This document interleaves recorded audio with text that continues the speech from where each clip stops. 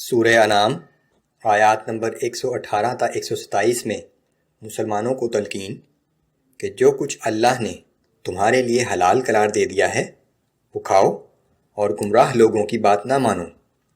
جس چیز پر اللہ کا نام نہ لیا گیا ہو وہ مت کھاؤ۔ کفار کا مطالبہ کہ ہم پر بھی ویسے ہی وحی نازل ہو جیسے رسول اللہ صلی اللہ علیہ وآلہ وسلم پر ہوتی ہے۔ اللہ جسے چاہے نبوت کے لیے چن لیتا ہے اور صرف اسی پر وحی نازل ہوتی ہے۔ اللہ جسے ہدایت دینا چاہتا ہے اس کا سینہ اسلام کے لیے کھول دیتا ہے۔ اعوذ باللہ من الشیطان الرجیم فَكُلُوا مِمَّا ذُكِرَ اسْمُ اللَّهِ عَلَيْهِ إِن كُنتُم بِآيَاتِهِ مُؤْمِنِينَ۔ پھر اگر تم لوگ اللہ کی آیات پر ایمان رکھتے ہو تو ان حلال جانوروں میں سے کھاؤ جس پر ذبح کرتے وقت اللہ کا نام لیا گیا ہو۔ وَمَا لَكُمْ أَلَّا تَأْكُلُوا مِمَّا ذُكِرَ اسْمُ اللَّهِ عَلَيْهِ وَقَدْ فَصَّلَ لَكُم مَّا حَرَّمَ عَلَيْكُمْ إِلَّا مَا اضْطُرِرْتُمْ إِلَيْهِ۔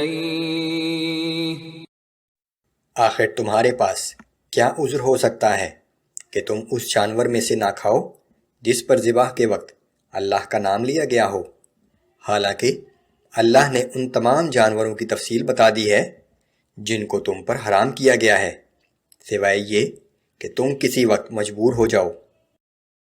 وَإِنَّ كَثِيرًا لَيُضِلُّونَ بِأَهْوَائِهِمْ بِغَيْرِ عِلْمٍ إِنَّ رَبَّكَ هُوَ أَعْلَمُ بِالْمُعْتَدِينَ۔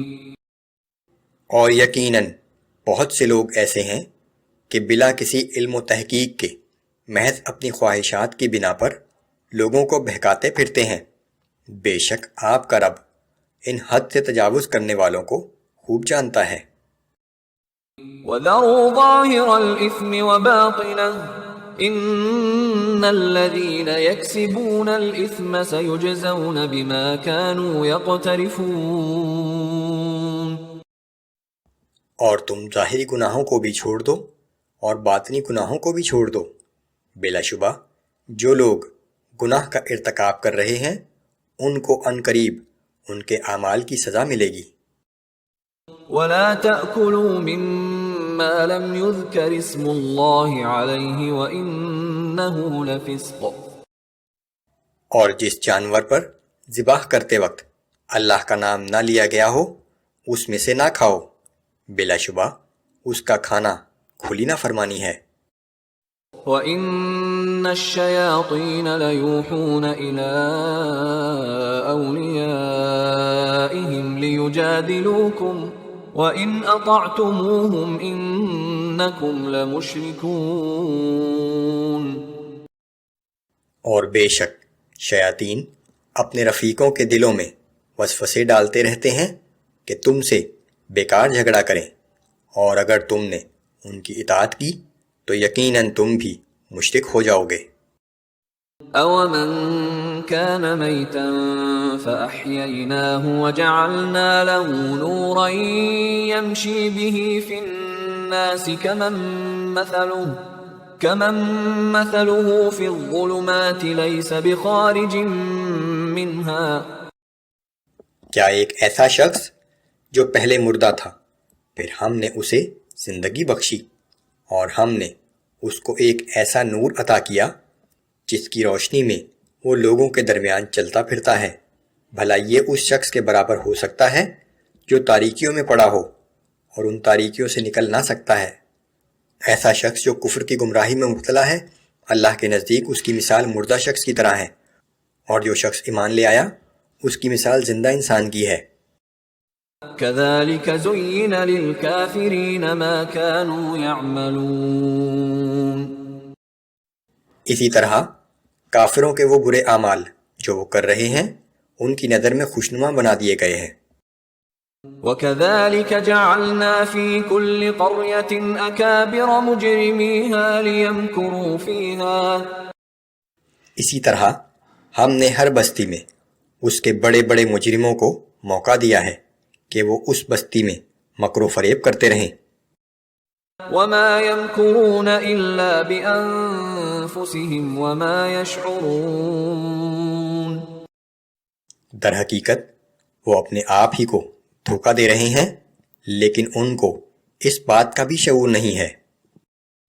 وَإِذَا جَاءَتْهُمْ آيَةٌ قَالُوا لَن نُّؤْمِنَ حَتَّى نُؤْتَىٰ مِثْلَ مَا أُوتِيَ رُسُلُ اللَّهِ أَعْلَمُ حَيْثُ يَجْعَلُ رِسَالَتَهُ۔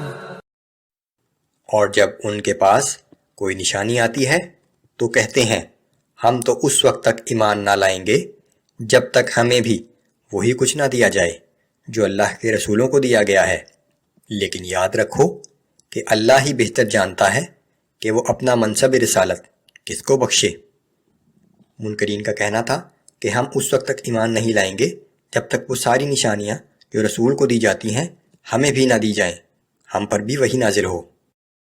سَيُصِيبُ الَّذِينَ أَجْرَمُوا صَغَارٌ عِندَ اللَّهِ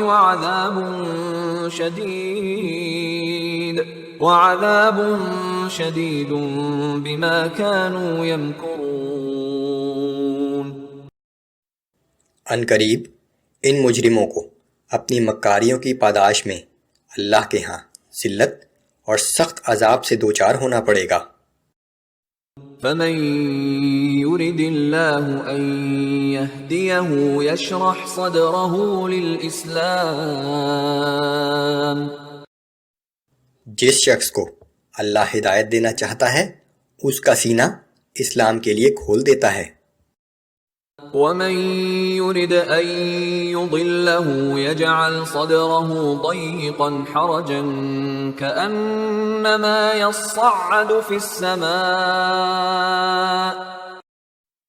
اور جس شخص کو اللہ گمراہ کرنا چاہتا ہے اس کے سینے میں اتنی گھٹن پیدا کر دیتا ہے جیسے وہ بڑی دقت سے بلندی کی طرف آسمان پر چڑھ رہا ہو۔ جو شخص خود گمراہی پر اصرار کرے تو اس کے لیے ہدایت کا راستہ بند کر دیا جاتا ہے۔ كَذَلِكَ يَجْعَلُ اللَّهُ الرِّجْسَ عَلَى الَّذِينَ لَا يُؤْمِنُونَ۔ اسی طرح اللہ تعالیٰ ایمان نہ لانے والوں پر ناپاکی اور عذاب مسلط کر دیتا ہے۔ وَهَذَا صِرَاطُ رَبِّكَ مُسْتَقِيمًا۔